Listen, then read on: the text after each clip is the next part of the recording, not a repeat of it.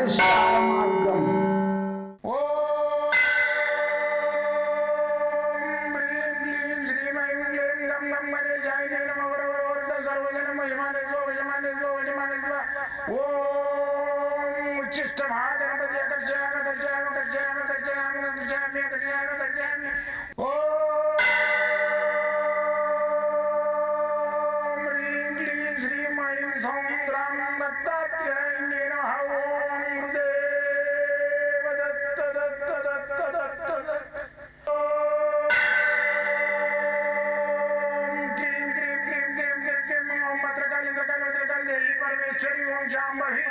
सर्वदिन मोचमाने स्वजमाने स्वजमाने स्वम मत्रकाली मत्रकाली मत्रकाली देवी परमेश्वरी ओम शांभवी अकर्षयामि अकर्षयामि अकर्षयामि अकर्षयामि अकर्षयामि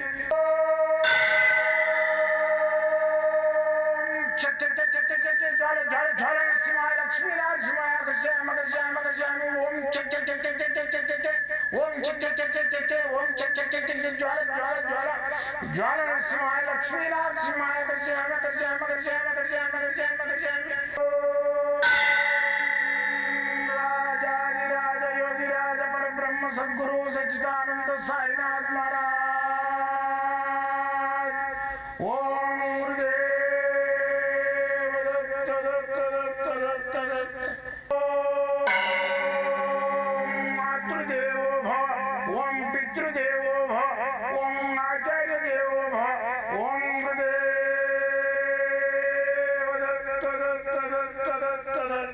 ఓం గురుదేవ దత్త దత్త దత్త దత్త. నేను మీ సాయి దత్తానందను, మంత్ర యంత్ర తంత్ర రుద్రాక్ష మూలిక శాస్త్రజ్ఞుని. అయితే నా అన్వేషణలో 42 సంవత్సరాల నుంచి నేను గవర్నమెంట్ ఉద్యోగం చేసుకుంటూ తదేకంగా ఈ అన్వేషణ చేసుకుంటూ మళ్ళీ వచ్చేసి ఎందరికో రెమెడీస్ ఇచ్చుకుంటూ తృప్తి పడుతున్నాను. నా జీవితంలో నేను ఈ మంత్రాల గురించి, యంత్రాల గురించి, తంత్రాల గురించి నమ్మేవాడిని కాదు. నా చిన్నప్పటి కొన్ని సంఘటనల ద్వారా నేను ఈ దయ్యం పట్టిన వాళ్ళను చూసి, వాళ్ళు ఎక్కడనో ఉండి వాళ్ళ ఊరిలో జరిగే విషయాలు, ఇక్కడ దయ్యం పట్టింది ఆ ఊరిది వేరే ఊరిది, అయితే ఆమె వచ్చి ఇవి బట్టి ఆ ఊరిలో జరిగేదాన్ని అవన్నీ చూస్తే మా చిన్నతనంలో నిజంగానే మరి వాళ్ళ ఇంటికి పోయి చూస్తే వాళ్ళ పేరు అవే ఉండేది, వాళ్ళ ఇల్లు అదే ఉండేది, ఆ కథ అదే ఉండేది. పలామీద ఆమె ఉందా అంటే చచ్చిపోయింది అందులో ఆమె పేరు ఇప్పుడు ఈమె పట్టింది ఆమెకు ఉండేది. మరి ఇలాంటివన్నీ సంఘటనలు చూసిన తర్వాత నాకు మైండ్లో బాగా కూర్చొని పోయింది. అసలు ఇదేంటి జీవితం అంటే, మనిషి చచ్చిపోయినాక ఏమవుతాడు, మనిషి ఆత్మ ఏమవుతుంది, అసలు మనిషి శరీరం వదిలిన తర్వాత ఎక్కడ పోతుంది, ఎవడైనా వస్తూనే ఉన్నాడు. నేను చూస్తున్నా అసలు బతికి మొత్తము ఎప్పటికి స్థిరస్థాయిగా బతికినాడు ఎవరు, శరీరాన్ని వదలవలసింది. అయితే ఈ శరీరం అనే దాన్ని యూజ్ చేసుకుంటా ఈ ఆత్మ అనేది ఎన్నో కార్యకలాపాలను ఆశ జీవితాల్లో నడిపిస్తుంటుంది, మోహనం అవుతుంటుంది, ఇంకో శరీరంతో మోహించాలనిపిస్తుంటుంది, కామవాంఛ కలుగుతుంటుంది, ఇంకో శరీరంతో కామించాలనిపిస్తుంది, రమించాలనిపిస్తుంటుంది. ఇదంతా శరీరతత్వం. ఆత్మ శరీరాన్ని వాడుకుంటుంటుంది అది తృప్తి పడడానికి. కాబట్టి మనం ఏంటంటే ఈ శరీరము ఆత్మ తృప్తి పడడానికి ఇంకే ఒక ఆత్మను తృప్తి పడుతుంది. ఆ శరీరం కావాలంటే దానికి మంత్రతంత్ర యంత్రశాస్త్రాలలో కొన్ని ఉన్నాయి. ఇంకో శరీరాన్ని మోహింపజేసుకున్నాడు మోహన యంత్రం ఉంటుంది. అంటే ఇంకొక స్త్రీ కానీ పురుషుని కానీ మనం మోహింపజేసుకుంటాం, కామవాంఛ మన మీద ఏర్పడేటట్టు చేసుకుంటాం. అయితే అవన్నీ పూర్వీకులు అనుభవించి రాజులకు చేయించేవాళ్ళు. రాని ఉంటుంది, ఒక్కొక్క దేశంలోకి వెళ్ళి వాడు జయించి తీసుకొస్తాడు, ఆమెకు కామవాంఛ ఉండదు, మోహనం అనేది రాదు. అయితే ఆమెను జయించి తెచ్చుకున్నాడు ఇష్టం లేకున్నా కానీ. ఆమెకు ఆ కామవాంఛ మోహనము రావడానికి ఆయన దగ్గర ఉండే రాజవైద్యులు కొన్ని యంత్రాలు తయారు చేసి కడుతురు ఈ విధంగా. ఇప్పుడు ఇది మోహన యంత్రం అందుతలేదు నువ్వు. అయితే మోహన యంత్రం ఆయన ఏం చేస్తుంది నువ్వు వాటని చెప్తున్నా. అయితే ఇది కొంచెం పైకెత్తి, ఇది మోహన యంత్రం. ఇది ఐం బీజాక్షరం ఏదైతుందో ఇది మోహింపజేస్తుంది, ఆకర్షణ బీజాక్షరం. క్లీం బీజాక్షరం అనేది ఉంది, మోహన బీజాక్షరం. ఇది ఏంటంటే కామ దేవాయ నమః అనేది దాని షట్కోణాలలో ఉన్నది. అయితే కామదేవుడు ఎవరంటే ఉందంటే సెక్స్కు అధిష్టాన దేవత కామధేనుడు. అయితే ఆమె కామం రావాలి, మన మీద ఇష్టపడాలి, మోహనం రావాలి. అయితే లేకుంటే ఆమె మోహం లేక కామం లేకుంటే నిన్నెందుకు ఇష్టపడుతుంది? ఒక శరీరం కావాలనుకుంటే ఆ శరీరము ఆడ శరీరము ఒక శరీరాన్ని ఆశిస్తుంది, మగ శరీరము ఆడ శరీరాన్ని ఆశిస్తుంది, ఆడ శరీరం మగ శరీరాన్ని ఆశిస్తుంది. జీవిత రహస్యం. అయితే ఇది ఏంటంటే మన పక్షులల్లా ఇలా పక్షులల్లా మళ్ళీ జంతువులల్లా కీటకాలల్లో చీమలల్లో కూడా ఉంది ఈ శరీరము ఒక శరీరాన్ని ఆశించేది. ఓ ఆ లేడీస్ వస్తారు నా దగ్గరికి, మేము బ్రహ్మపుత్ర దాంట్లో అట్లా బ్రహ్మ సమాధిలో కలిసినాం స్వామి, నేను ఇవన్నీ పెళ్ళిళ్ళు లేని లోవారు. అరే నీ శరీరము తత్వము భగవంతుడు అన్నోడు, రాముడు కూడా పెళ్లి చేసుకున్నాడు, కృష్ణుడు పెళ్లి చేసుకున్నాడు, విష్ణుమూర్తికి లక్ష్మీదేవి ఉన్నది, ప్రతి ఒక్క దేవుని అంతకంటే నువ్వు పెద్దవనా? శరీరతత్వంగా మనం వచ్చినాము. కామం అనేదాన్ని కామ వాంచి తీర్చుకో. నీవు ప్రతి పప్పు తినాలనుకుంటే తినేయి, మళ్ళా నీకు బీపీ ఉంది ఉప్పు తినొద్దంటే తిను, అంతే. శరీరాంతో ఆత్మ సంతృప్తి అవుతుంది. అయితే నేను అప్పులు ఉన్నాయి అవి ఉన్నాయి నాకు తిండి పోతలేదు అది పోతలేదు అని కోసం ఉంటే నీ శరీరంకు శోధిస్తుంది. హంసను హింస పెడితే ఏమవుతుందంటే అది శరీరం లోపల ఉన్న మలమూత్రాలను కూడా భుజించడానికి ప్రయత్నం చేస్తుంది. ఇవాళ ఏంటంటే వాడు వచ్చిండు భూమి మీద, ప్రపంచాన్ని అంతా చూడాడు, వాడు మూడు గోడలే చూసుకుంటుంటాడు. ప్రపంచాన్ని తిరిగి చూడు, యాత్రకు సంవత్సరానికి ఒకసారి. ప్రతి వస్తువు తిను. ప్రతి వస్తువు అంటే ఇప్పుడు నాన్ వెజ్ తినే బ్రాహ్మణులు, వెజిటేరియన్ తినే బ్రాహ్మణులు ఉన్నారు, వాళ్ళని నాన్ వెజ్ తినమనుకోండి. వాళ్ళు వెజిటేరియన్లే 4 రకాలు తినాలి. వాడు నాన్ వెజ్ తినేటోడు ఉండు, వాడు నాన్ వెజ్ నేను బ్రహ్మ సమాజంలో కలిసిన ఆ సమాజంలో కలిసి బంద్ చేసిండు అనుకో, వానికి అరిష్టమవుతుంది. హంసని హింస పెట్టినట్టు అవుతుంది. హంసని హింస పెడితే ఏమవుతుంది? పాతగా వచ్చే జన్మల నువ్వు ఏ కొంచెం అయ్యో పుడతావు. నువ్వేందంటే నీకు ఈ కామం అనేది తెలియదు, అది ఇంకోటి ఏంటంటే నీకు సెక్స్ అనేది తెలియదు, మళ్ళీ భార్యతో రమించడం అనేది తెలియదు. భార్య అంటే ఎందుకు పెళ్ళి చేసుకునేది తెలియదు. నేను మా ఆఫీస్లో కూడా 2-3 లేడీస్ పెళ్ళిళ్ళు చేసుకోక నేను వాళ్ళకి చెప్తుంటే, అమ్మ నువ్వు హంసని హింస పెడుతున్నావు, చాలా ప్రాబ్లం వస్తుంది, హెల్త్ కూడా పాడైపోతుంది అంటే నిజంగానే ఇద్దరు చచ్చిపోయారు. ఒక ఆమెకు మొత్తం బ్లడ్ అనేది బ్లాక్ అయిపోయి ముఖం నల్లగా చచ్చిపోయింది, హార్ట్ అటాక్ వచ్చి. ఒక ఆమెనేమో లావు ఉండి ఆమెకు బ్లడ్ కూడా ఆమెకు కూడా కప్పడైంది, నల్లగా అయిపోయి చచ్చిపోయింది, హార్ట్ ఇది వచ్చి. నా దగ్గరికి వచ్చి లేడీస్ తోటి అదే చెప్తుంటే చాలామంది ఏం చేస్తాం, వాళ్ళకి 100% నేను జాతకంలో చూస్తే వాళ్ళకి పితృదోషం ఉంటుంది లేదా కుజదోషం ఉంటుంది. అటువంటి వాళ్ళు పెళ్లి చేసుకోరు. అందుకని ఏం చేయాలంటే ఆ పితృదోష నివారణకు కుజదోష నివారణకు చిన్న రెమెడీస్ ఉంటాయి, చేసుకోవాలి. ఆ పెళ్ళి చేసుకున్నట్టుగా 4 రకాలవన్నీ అన్నీ పరికించి తరికించి పెరికించి చూస్తే వాడు తర్వాత పెళ్ళి అయిన తర్వాత క్యాన్సర్ వస్తే ఏం చేస్తావు? లేదు మనకి ఏదైనా దురలవాట్లు ఉంటే ఏం చేస్తావు? పెళ్ళి అయిన తర్వాత తెలిస్తే ముందే నువ్వు భగవంతుని ఏదో ఉన్న కాడికి మంచిగా అనిపించింది చేసుకొని జీవిత రహస్యాన్ని తెలుసుకో. నేను పెళ్లి చేసుకోను, నేను అందులో కలిసిన, నేను బ్రహ్మజ్ఞానంలో కలిసిన, అజ్ఞానంలో బ్రహ్మజ్ఞానంలో కలిసి బ్రహ్మ సమాధిలో కలిసి పెళ్లి చేసుకోవద్దని చెప్తారా? సంసారంలో ఉండి చేసుకోమంటారు. ఎవరో ఒకడు వానికి సంసారం విరక్తి అయిపోయింది, పుట్టుకతోటే వానికి వైరాగ్యం వచ్చేసింది, వైరాగి పోయి వాడు ముందు యోగి ఉంటాడు, యోగి పోయి భోగి అవుతాడు, భోగి పోయి వైరాగి పోతాడు, బైరాగి అవుతాడు. బైరాగి అంటే బట్టలు తీసుకొని తిరుగుతుంటాడు. బైరాగి అంటే ముందు ఎవడైనా భోగి ఉంటాడు, భోగి పోయి యోగి అవుతాడు, యోగి పోయి ఫస్ట్ అయితే సన్యాసి ఉంటాడు. వాడు భోగి పోయి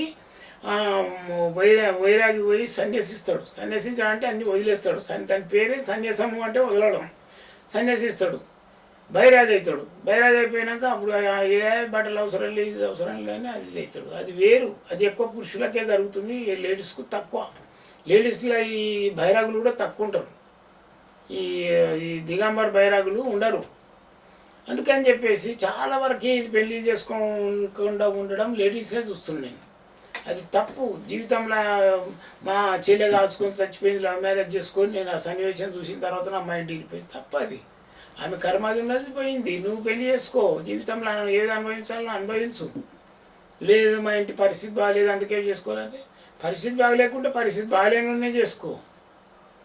పెళ్లి మాత్రము 100% చేసుకోవాలి. ఏ మతం నుండి, ఏ గోత్రం నుండి, ఏ శాఖలుండు పెళ్ళి మాత్రం చేసుకోవాలి.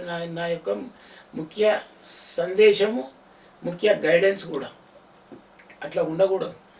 అయితే ఈ లౌకికమైన బాధలు, ఈ సంసారము, ఇవన్నీ తెలుసుకోవాలంటే ఒకసారి ఆదిశంకరాచార్యునికి ఒక క్వశ్చన్ వేసింది ఆమె. ఏమని, అయ్యా నువ్వు అన్నీ చెప్తున్నావు, నేను నీకు ఒక ప్రశ్న వేస్తే చెప్పు. చుంబనం అంటే ఏంది, అది మోహనం అంటే ఏంది, మగవాడు ఆడవాళ్ళ యోని ప్రవేశం చేసినప్పుడు, ఈ లింగాన్ని ప్రవేశించినప్పుడు, ఇంద్రియ కలిస్తమైనప్పుడు దాంట్లో ఎటువంటి అనుభూతి వస్తుంది, ఇవన్నీ అడుగుతుంటుంది. అడిగితే అమ్మా నువ్వు నా తల్లి లాంటి దాని తల్లి, నువ్వు అడగకూడదు, ఇవన్నీ అడగకూడదు ప్రశ్న. నేను నీకు ప్రశ్నిస్తున్నాను, నాకు పోటీగా వచ్చినావు, నాతో పోటీ చేస్తాను, అందుకని నా ప్రశ్నకు జవాలంటే నాకు 8 రోజులు టైం అని. అప్పట్లో అరిమ విద్య, పరకాయ ప్రవేశం, ఇంకో శరీరంలోకి పోవడము, అరిమ విద్య అంటే ఆకాశంలో గాలి తేలి వెళ్ళిపోవడం, ఇవన్నీ విద్యలు ఆదిశంకరునికి వచ్చు.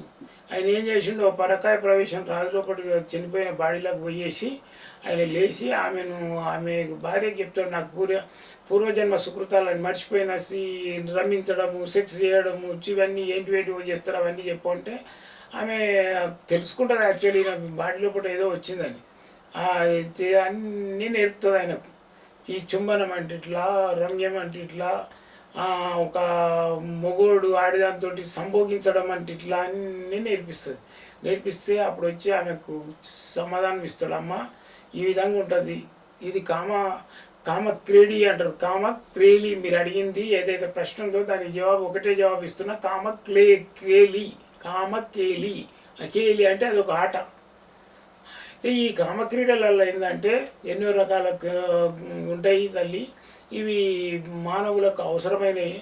ఈ మానవుడు కామక్రోధాల గురించి కాకుండా కూడా సంతానోత్పత్తి చేసి జీవితరహస్యాన్ని తెలుసుకునేది అడిగినావు తల్లి, నువ్వు చాలా పవిత్రమైన ప్రశ్న అడిగినావు అని చెప్పేసరికి ఆమె కాళ్ళ మీద పడి సన్యాసం తీసుకుంటుంది. అలాంటి మహానుభావులే ఈ కామక్రీడల గురించి చెప్పిండ్రు. కాబట్టి ప్రేమకు కుదరాలి భర్తకు ప్రేమ కూడా అలాంటి ఏం చేయాలి, మనం ఇప్పుడు నేను యంత్రం చూపించిన కదా, ఆ యంత్రం వెనక సైడు భర్త పేరు రాసుకోవాలి, లేకుంటే భార్య ఉంది భార్య పేరు రాసుకోవాలి ఆమెకి ఇష్టపడకుంటే. అయితే కొందరికి ఇష్టం ఉండదు. మొన్న ఆమె నాకు ఫోన్ చేసింది, అడుగుతుంది, స్వామి నా భర్త నాతో ఎప్పుడు రోజు కావాలంటాడు అంటే, అమ్మ హెల్త్ అనేది నీకు ఆరోగ్య సమస్య అని ఉందంటే లేదు. ఎందుకు లేదు, మీ భర్త నీతో రోజు ఉంటుంది కాబట్టి నీకు ఆరోగ్య సమస్య లేదు. మీ భర్తకు ఉందా, లేదు. ఎందుకు ఉండలేదు, ఆరోగ్య సమస్య ఉండయి, అనారోగ్యం రాదు. ఎందుకంటే 2 శరీరాలు వైబ్రేషన్ అవుతాయి, మళ్ళీ వాళ్ళ లోపల బ్లడ్ అనేది సర్క్యులేషన్ అవుతుంది. ఇది మీకు ఆరోగ్యానికి మంచిది. అమ్మ తల్లి నువ్వు లేక ఏడ్చే వాళ్ళు ఎంతోమంది ఫోన్లు చేస్తున్నారు, వాడు ముదురుకొని పండుకుంటాడు, స్వామి నాతో 3 రోజుల కొట్లాటలు చేస్తాడు, ముదురుకొని పండుకుంటాడు, నాతోటి సుఖమే లేదని ఏడుస్తారు, నువ్వు ఇట్లా మనం రాస్తున్నావు తల్లి అంటే, అవునా స్వామి సైడ్ ఎఫెక్ట్స్ ఉంటుంది అనుకున్న రోజు ఆ విధంగా ఉంటాయని అంటుంది. కాదు ఉండదు, నీకు మంచి జరుగుతుంది అని చెప్పిన. అయితే భగవంతుడు అట్లా పెట్టిండు ప్రతి ఒక్కటి. నేను 2 రోజులు మోషన్స్ ఆపుకుంటా అంటే రోగాల పాలవుతావు, 2 రోజులు మూత్రం ఆపుకుంటా అంటే కిడ్నీలు పోతాయి. భగవంతుడు అన్నిటికి విసర్జన పెట్టిండు. విసర్జించేటప్పుడే నీకు ఒక పులకరింత వస్తుంది. మూత్రం పోస్తాడు ఆడు, పోసిన తర్వాత ఆడైన పోసిన తర్వాత ఇట్లా అంటాడు. ఎందుకంటాడు, పులకరింతానికి విసర్జించిండు, పరిశుద్ధమైపోయింది, చెడు వెళ్ళిపోయింది, లెట్రిన్ పోతున్నాడు, ఎవడో వస్తాడు, వచ్చి ఆ లెట్రిన్ దగ్గర కట్క కొట్టి రామరెడ్డి వచ్చిండు, ఎల్లరెడ్డి వచ్చిండు, అదంతా కట్క కొడుతున్నాను, పోరా చెత్త అని తిరుగుతుంటాడు లోపల. ఎందుకంటే ఆ విసర్జించేటప్పుడు వచ్చే అంత అనుభూతి ఏదైతుందో ఆ చెడుని విసర్జించేటప్పుడు ఆ అనుభూతి వస్తుంది. అట్లే పెళ్లి చేసుకోవడం అనేది కూడా అవసరం. ఈ పెళ్లి కాని వాళ్ళు ఈ మోహన యంత్రం కట్టుకోండి, మధ్యన వెనక సైడు సర్వజనాన్ని రాసుకోండి, మిమ్మల్ని చూడంగానే మోహిస్తారు, 10 మంది ఇష్టపడతారు. పెళ్లి కాని పిల్లలకు కూడా కట్టొచ్చు యంత్రము, నేను ఇప్పుడు చూపించిన యంత్రం కట్టుకోండి. మీకు ఏదన్నా నాకు దక్షిణ పంపాలంటే మాత్రం మీరు ఎక్కడన్నా దత్తాత్రేయ టెంపుల్నో, అయ్యప్ప స్వామి టెంపుల్నో, లేకుంటే ఎక్కడన్నా వెంకటేశ్వర స్వామి టెంపుల్నో అన్నదానానికి ఇవ్వండి, సంతోషపడతా. మీరు నా దగ్గర రావాలనుకుంటే మాత్రం నేను ఉండేది ఇక్కడ ఎల్బీ నగర్, బిఎన్ రెడ్డి నగర్ కాలనీలు ఉంటా, హైదరాబాదే. మళ్ళీ దూర ప్రాంతాలకు వచ్చేటోళ్ళు కూడా ఇక్కడ ఎల్బీ నగర్లో దిగి నా దగ్గరికి ఫోన్ చేసి రావచ్చు. మళ్ళీ వచ్చి సికింద్రాబాద్ నుంచి వచ్చే వాళ్ళకు కూడా మెట్రో ఉంటుంది, ఈ ఎల్బీ నగర్కి వచ్చి రావచ్చు. మీరు ఎవరికైనా కానీ ఇక్కడ నా దగ్గర టోకెన్ సిస్టమ్ కానీ, మళ్ళీ వచ్చేసి బుకింగ్ సిస్టమ్ కానీ ఇవంటివి ఏవి ఉన్నాయి. నేను చూసేది ఒక 10 మంది దాకా చూస్తాను, అంతకంటే ఎక్కువ నాతోటి కాదు. ఏజ్ అయిపోయింది, కాలపరిమితి అయిపోయింది, సావుకు దగ్గర అవుతున్నా, ఊరికి దూరం అవుతున్నా నేను. అందుకని అటు కాటికి దగ్గర అవుతున్నా, కూటికి దూరం అవుతున్నా. ఇప్పుడు నేను కూడు కూడా ఇంత తినాలంటే అరగదు, కాటికి దగ్గర అవుతున్నా, కూటికి దూరం అవుతున్నా. కాబట్టి నా శరీరాన్ని ఉపయోగించుకోరు, నా శరీరంతో వచ్చే వాకులను వినండి, నా శరీరంతో వచ్చే పనులు ఏవైతున్నాయో నా ఆత్మ మీకు ఇచ్చే పరిజ్ఞానాన్ని స్వీకరించడానికి ప్రయత్నం చేయండి. యంత్ర మంత్ర తంత్ర రుద్రాక్ష మూలిక ఈ వాస్తు సాముద్రిక ఎటువంటి మీకు ఈ ప్రాబ్లంలు ఉన్న వీటన్నిటి ద్వారా నేను పరిష్కరించడానికి ప్రయత్నం చేస్తా. మీరు వచ్చే వాళ్ళు ఏదైనా ఉంటే 5 గంటలు పొద్దుగాల 9:30 నుంచి సాయంత్రం 5:30 వరకు ఫోన్లో నాతో మాట్లాడాలంటే మాత్రం ఫీజులు ఏముండయి మీకు. వచ్చేసి ఓన్లీ ఫోన్లో ఫ్రీగా మాట్లాడతా. పొద్దున 7 నుంచి 9 దాకా, రాత్రి 10 నుంచి 12 వరకు, రాత్రి 12 దాకా మాట్లాడతాను. మీకు నో ప్రాబ్లం, ఫోన్ చేయొచ్చు. జై గురుదత్త.